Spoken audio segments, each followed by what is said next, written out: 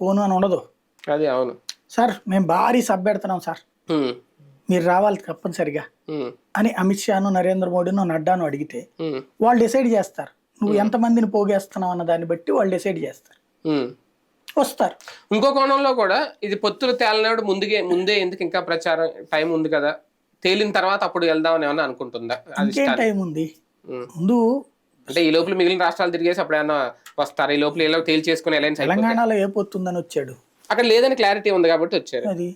ఒక క్లారిటీ ఉంది, ఇక్కడ క్లారిటీ లేదు కదా, నేను అదే అంటున్నాను. అదే ఇక్కడ ఎవరు చెప్పాలి పొత్తు క్లారిటీ లేదని? ఉమ్, తమిళనాడు ఉమ్. వెళ్ళారు కదా. అవును, అదే అవన్నీ ఉన్నాయి లిస్ట్ లో, మొత్తం అన్ని షెడ్యూల్ ఉన్నాయి, ఇది ఒక్కటే ఎందుకు లేదండి? ఇక్కడున్న లీడర్ల ఇనిషియేటివ్, ఉమ్, ఇక్కడున్న లీడర్ల ఇనిషియేటివ్ తీసుకోకపోతే ఏం చేయాలి? ఉమ్. బేసిక్ అధిష్టానం ఏం తాత్సారం చేయట్లేదా? అధిష్టానం ఏం లేక తీసుకోవట్లేదా పొత్తు విషయంలో? అధిష్టానం అయితే మీ పని మీరు చేసుకోండి అని చెప్పింది. ఉమ్, రోజుకోసారి మరి పొత్తు ఉంటుందా పొత్తు ఉండదా పొత్తు ఉండదా పొత్తు ఉండదా అంటే వాళ్ళని ఉమ్, మీ పని మీకు చేసుకోమంటున్నాం కదా అని చెప్తున్నారు వాళ్ళు. ఉమ్, అది సమస్య. పురంధేశ్వర్ గారు ఢిల్లీ వెళ్ళేది దీనికోసమేనా?